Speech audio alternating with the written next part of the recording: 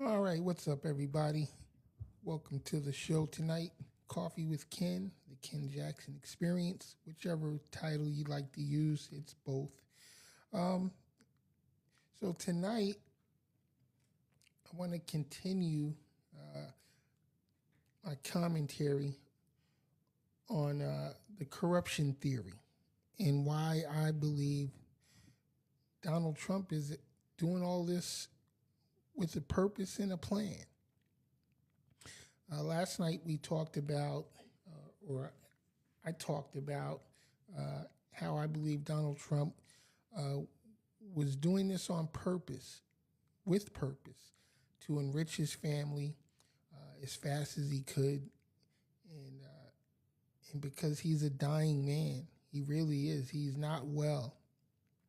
He knows his clock is ticking, and I feel like he just doesn't care.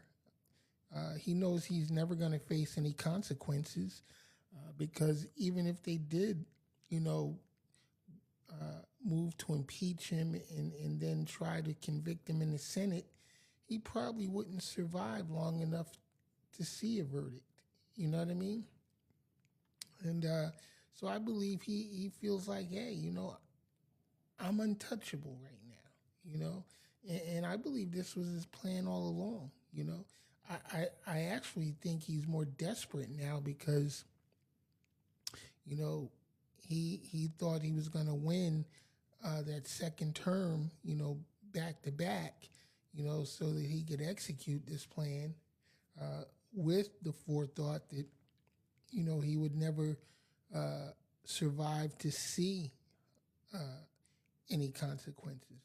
But now, because I believe he is so much more pressed for time, is why he's pushing so hard and moving so fast and just being completely reckless with his corruption, knowing that he's going to probably preemptively pardon his family and associates if he already hasn't. We don't even know. He could have signed pardons for them already, and they could know it.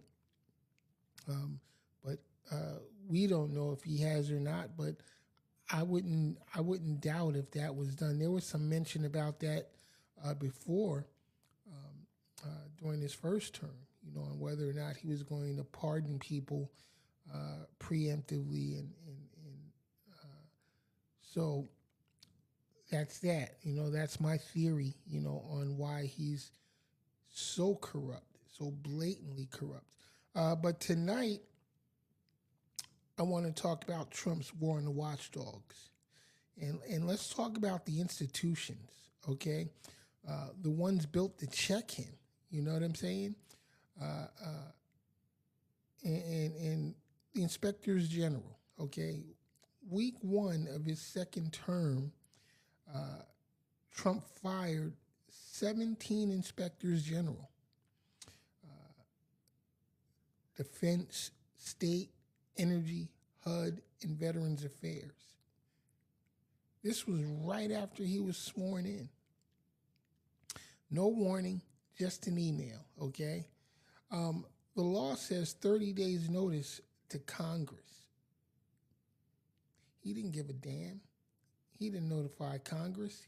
He didn't give a fuck because, as I said previously, he's a sick man. His days are numbered. He doesn't care about consequences. He doesn't care about the law or the rules, okay? A federal judge later called it obvious, a clear violation of the law. By the end of 2025, he'd fired a Senate-confirmed watchdog for the 17th time that year. 17. Oh, excuse me, I'm sorry. But 17 gone. 3 out of every 4 inspector general's positions are gone now, vacant. He hasn't appointed any others to replace them. They're just gone. Or, well, some of them he did fill with loyalists. I take that back. He did fill some of the positions with people who were definitely going to be yes men. All right. Um, they worked for his administration in the first term. The watchdogs are guarding the fox, basically. Now, the commissions, the independent agencies, the NLRB, the FTC, the NCUA, boards Congress built on purpose to be independent from the president. Democratic members removed. And in June, the Supreme Court tore up a 91-year-old precedent to let him do it. So the Supreme Court is an accomplice in Trump's crimes. They're accomplices to his corruption. Now the Federal Reserve. Now here's the one that should scare you. Okay, Lisa Cook, Federal Reserve Governor. Okay, I'm tongue twisted tonight. But Lisa Cook, the Federal Reserve Governor, Trump tried to fire her over social media. Oh, through Truth Central, he tried to fire her based on a mortgage allegation. Never charged, never convicted, okay? The Supreme Court steps in, and finally they did the right thing and blocked her firing.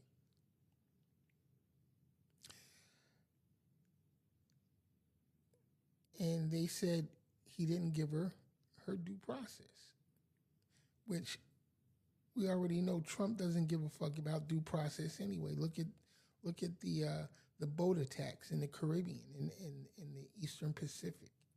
So, he just makes accusations and decides to kill people. No due process of law, no regard for the law whatsoever. But MAGA, you voted for this. And y'all are supposed to be the party of law and order. So make it make sense. Okay. August 2026, he tried again. Same allegations, still no charges. Okay. Her lawyer responded by saying there's no valid cause. And they preserve the independence of the Fed. Now, here's the pattern, okay? Every time it's the same move, sideline the watchdog, remove the check, install the loyalist, let the courts catch up later. By then, the damage is already done. Now, to be fair, okay, the administration says this is just a president picking people he trusts. And that's the Cook case. And that the Cook case, is about fraud, not retaliation. The courts haven't settled all of it yet.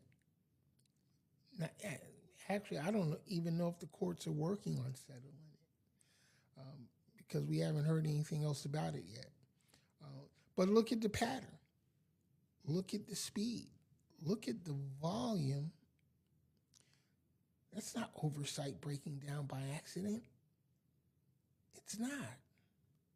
That's oversight being dismantled on purpose.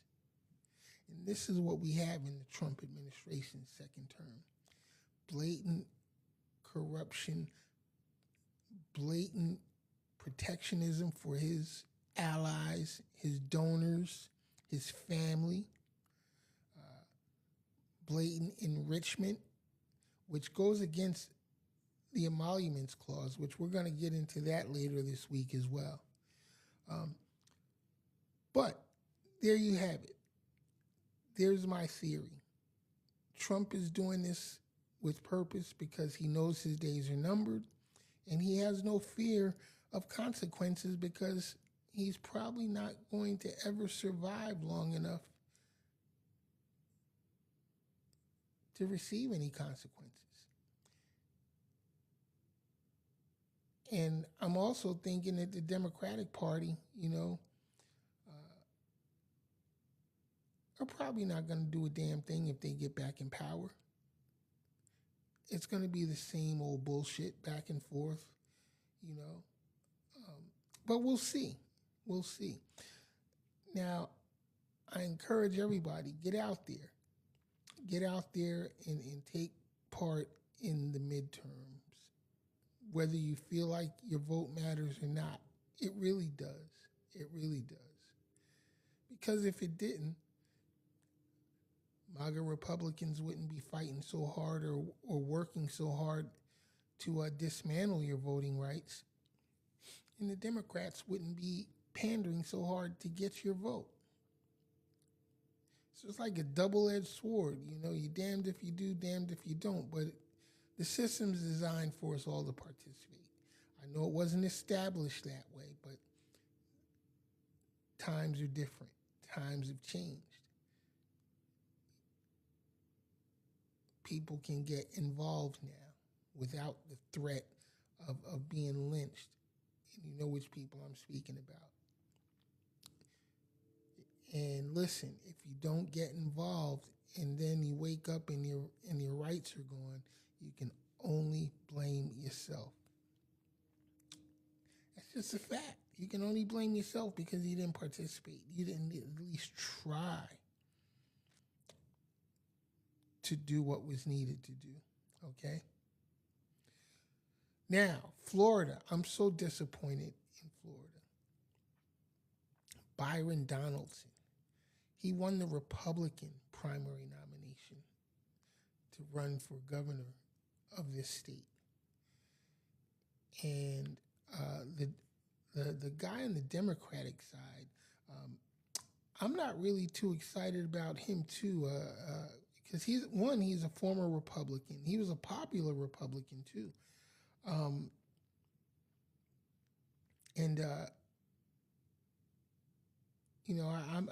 I'm skeptical when people change parties. David Jolly is his name, former Republican congressman, and he claims to be focused on affordability. And let's see, I'm reading this now. Claims to be focused on affordability. Damn it, I can't see. I am blind as a bat tonight. All right, affordability, restoring rights, strong public schools, and protecting Florida's future. We'll see. I don't know. I'm kind of skeptical. Like I said, he's a former Republican. Maybe some of his former constituents will come to the other side and try to turn this state around. This state's, they say this state's purple now. And they kill me with these colors, it's like gangbanging, really. Governmental gangbanging. You got red and blue, Republicans and Democrats. I don't know what purple is, but as far as I'm concerned, though, they're all in the same gang. But, again, we have to participate in the system because that's the way it was designed to work. All right, y'all. That's all I got for tonight. As I said, later in the week, we're going to get into a discussion regarding the emoluments clause, and what it really says the president is allowed or not allowed to do in terms of profiting while he's in office. Because I don't think there's any particular statute or law preventing the president from doing so, but traditionally presidents have divested themselves from their businesses and from their companies while they were serving. So Trump, fought tooth and nail not to disclose his tax records, which he didn't have to as well. But it's funny how Trump will only follow the laws that are good for him. If it's a law that preventing him from doing something that he wants to do, he don't give a fuck. And I'm going to leave you with this. Think about what this man has done. He's destroyed our foreign relationships, or at least with our allies. He's forming these bonds with all of these other dictators and evil men around the world because they're paying him big money. He destroyed the White House. He thinks that's his motherfucking house. He should be locked up just for that. He destroyed the reflecting pool. He destroyed the African American Museum. They don't even talk about that.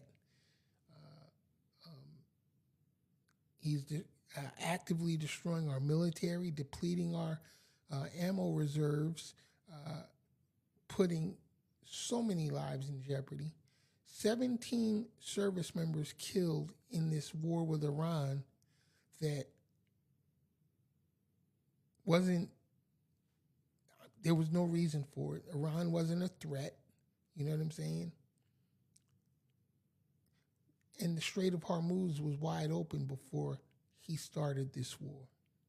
And oil was flowing freely in and out with no issues. So I'm going to say this to you, MAGA. Are y'all really happy with your vote? Because I know a lot of you that are not. They talk to me every day. Some of them used to be friends of mine until I found out they were MAGA. But they're sitting at home now crying every day. Gas prices are too high. Grocery prices are too high. Real estate and rents are too high. But your guy said he was going to stop all that. He basically said he was going to stop that immediately. Hasn't done shit. Hasn't stopped the Russian war.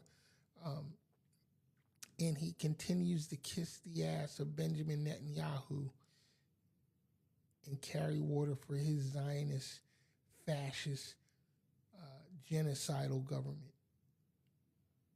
No slight to the Jewish people. I feel sorry for y'all, though. I feel sorry that y'all let this motherfucking Netanyahu basically lead y'all to damnation. And Donald Trump is following right behind him, holding on to his belt loop, straight to damnation. And the whole rest of the world, we're all suffering for it. All right, everybody. November, man, get your asses out there and vote, and also get ready for the revolution, because I think it's going to get a whole lot worse before it gets better. All right, everybody have a good night. It's time for me to crash. And I will see y'all later today because it is after midnight. And everybody sleep well.